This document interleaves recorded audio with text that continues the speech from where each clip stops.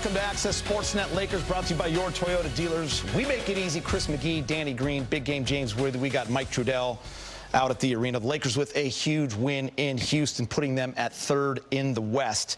They've now won 6 in a row, 9 out of 10. In the last 8 days, they beat the Knicks, the T-Wolves, the Nuggets, and now the Rockets. A late 15-2 run to win it. But I got to start with the defense, Big Game James. They held Kevin Durant scoreless until the final 30 seconds of the second half. He only had 2 points in the second half. They forced 24 Rocket turnovers with that trap that the Houston Rockets could not solve. 92 total points for Houston. Yeah. That is a gutsy, I don't care if it's ugly, it is a big win. Lakers had 14 steals, too, so they were active tonight. You know, I think the defensive strategy worked to kind of get the ball out of Durant's hand and force it into someone else's hands down the stretch in the fourth quarter, Gator. I think that was the key. And then they were able to rebound the basketball. For a while, Houston was getting just about second opportunities every shot they had. In the third quarter, it was just demoralizing.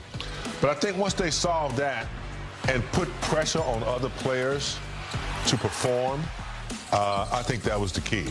Durant was the savior, and no one else could knock it down because of that tenacious defense, causing turnovers. They got quite a few steals for easy buckets. So, yeah, defense wins. Yeah, I mean, Houston just looked out of sorts all around. This is kind of, I guess, what you see when you're missing a point guard and your other point center in Sengun. But on both sides, it was ugly. Offensively, there was a lot of missed shots, and not a lot of some good ball movement, some good looks. Just couldn't find the rim. There was a lid on both sides. Turnovers on Houston's side. You know, Lakers did a great job of trapping. Sometimes a little too passive in their traps, but they forced KD to make some decisions. He turned it over a couple times, and they just stuck with it. This was a game of wills. Who was going to do the dirty work? And it ended up being the Lakers and DeAndre Ayton. You know, getting some offensive rebounds, getting in the paint. Because, you know, when the game gets ugly like that, a lot of teams like to settle and shoot a bunch of threes. You know, the Lakers didn't do that. So they ran the floor. They got some inside paint points with Ayton. And then Smart hit a knockdown three for them. But, yeah, this was a gutsy win. They just showed more maturity than Houston. Houston looks like they have a long way to go. Since a team that has been knocked for a lot of the year because of their defense, defensive personnel, the big three playing at the same time, since the All-Star break, they have been able to adjust in-game. They've shown different looks. JJ and the staff have been magnificent, and the guys have executed.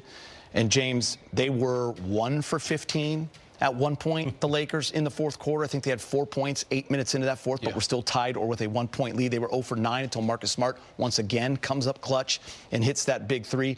But a late 15-2 run to separate was great. Yeah, after, what, a 7-minute drought? No field goals. No field goals. And we were watching the game. I was like, my goodness, they can't hit the ocean. But their defense held up. They were able to stop the Rockets from hitting enough to keep it close. And then Luka came back in the game. You know, as you mentioned, Ayton started getting some little donuts inside. And then they prevailed. Luka hit a big shot. And then Marcus, we talked about Marcus. You know, he might not be hitting a big percentage, but he's not afraid to take the shot. So, you know, they prevailed, and the defense is getting better each game that they go out. Started with New York, and it's gotten better each game. If they continue this way, that'll hold them up when they're not shooting the ball as well. I know Luka played 40 minutes, but it looked like, or it seemed like, he was out the game for a long time. But when he finally came back in, he got the one little post bucket that kind of got things going and, you know, kept them settled. But, yeah, you got to give a lot of credit to those other guys. You know, Jake LaRavia was great on the board tonight. Getting steals and doing little things. Marcus Smart, same. You know, second, you know, blue-collar plays, secondary actions. DeAndre Ayton down the stretch. You know, so those guys were huge in this win. This is a gutsy win. And to continue to not only win games in this 10-game span, but against teams above 500 that you mentioned, like the Minnesota Timberwolves, the Knicks, the Denver Nuggets, and now the Houston Rockets, they got to play them again. You better believe they're going to come back with a little more edge. So what do you do now? I feel like a lot of character shows in the second game. We'll see who the Lakers really are and what they're made of. I loved what you said to me right before we went on air. You said, you know, you go there for a split, but now get greedy and get both. Yeah, I mean, that's got to be the mindset. Treat it like a playoff series. You know, you don't go in to steal, you go in to take two. Yeah, I like that. Yeah. Hey, I want to talk Luka because it was funny. We were all saying, Man, can we get him back in the game? Because the Lakers were looking to scratch, and it is so nice to have a guy like that down the stretch. And look at this, most 30-point games in Lakers history. Big game. You had a few more seasons than Luka, but you did it 52 times, and I know you are happy to share it with Luka at this moment until he breaks it probably 2 days from now. But Luka, 52 and climbing. Lakers history. James, he was there for, I don't know what, 20-something games last year. And then just season this and a season. half. Yeah. And he's already got 52. That's pretty amazing, right? Still great to see your name on there. Shocked I didn't know I was on there. Whoa. I made the list. Nah, man, but Luka, man, he can get that in his sleep. If you guys could have seen James looking at that list, like, I'm on that list. I had no idea. Don't get too many 30-point games with Magic and Kareem. But, yeah, Luka, man, he can get 30 whenever he wants in the first quarter if he wants to. But I just like the way he's enhancing the whole team, though, Geeter, as he's, scoring big numbers. Danny, he's just hard to stop, man. Yeah, that first quarter looked like he was definitely going for 40.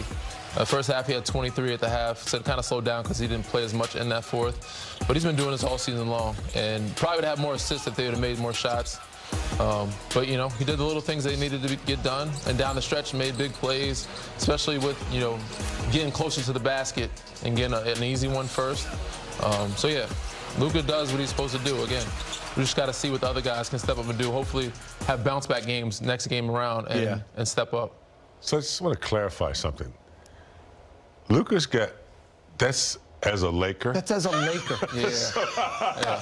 It took you a minute. I was waiting for you. It took me 14 years. He's got his in a year and a half. Isn't that wild? He's going to catch Anthony Davis. Anthony Davis shoot the three. He's here for like 4 years. Yeah, I mean, he's listen. We've run out of ways to describe him. The adjectives. I mean, he's savant, the brilliance. We talked about it at halftime too. I mean, just the way he opens that game with 16. He's got 23 at the half, and just listen. When you need a bucket at the end of the game, we saw it in Denver, and we saw it right here when they needed that one. And he's in the corner. And he gets in there into the little jump hook. I mean, it's who he is. It's who he is. Pretty amazing. Standing season for the Golden State Warriors. They were in the midst, Fezzi, of winning 12 of 16 when he did tear his ACL. And they were trying to gain traction here in the Western Conference. And being at his age, 36, we don't know when he's going to come back or if he comes back right. But we know he's a hard worker, always stays in shape. But it's got to be difficult for him to watch his teammates struggle in the Western Conference and then not know when he's going to return to the floor. Yeah, Jimmy was playing at an incredible level. He became even more of a scorer. And you remember he put it out there and said, we have to be better. And he was playing better, leading the team to wins, got hurt at a tough time. And since he's been hurt, the team has really gone through a lot of injuries. You got Steph out at some point, you got Seth out, you got Draymond out, Al Horford. And with all those injuries, the Warriors have gone through a skid. I mean, before today, 5 losses in a row. That's tough for anybody to watch. It's tough for me to watch, and I'm on the sidelines. So I know Jimmy Butler, the fact that he is at the team practice and he was at the game today, that shows something positive about his injury, his recovery, because I know it takes a long while before you can travel and all the things after surgery. So, hopefully he's healing up quickly, because if you think about this team fully healthy, with Kristaps, Jimmy, Steph, Draymond, all this team fully healthy together, man, this is a team to be scared of if you're in the Western Conference. Yeah, that's why I think this game that Porzingis played today is so important. You see him bringing a lot of things that Jimmy Butler brought to this team. Number one, free throw attempts. The free throw attempts for the Warriors flipped on its head when Jimmy Butler showed up. Porzingis has that ability to do that. Today, 13 or 14. His efficiency from the field, the ability to go inside, although a different way than Jimmy Butler did, similar, by catching the ball deep in the post on those mismatches. We saw so many times Steve Kerr would always run a back pick to get the small on Jimmy Butler and basically just throw him the ball in the post. That was the offense. You can do the same thing with Porzingis. So I can't emphasize enough how good he looked tonight and how important that is moving forward for the rest of the regular season into the play-in situation, ideally into that first round of the playoffs. If he can build off of this game and consistently play like this, because these are about his career numbers. This all of a sudden becomes very interesting when Steph Curry gets back in the lineup. No doubt could get a sample size here, but the end of the first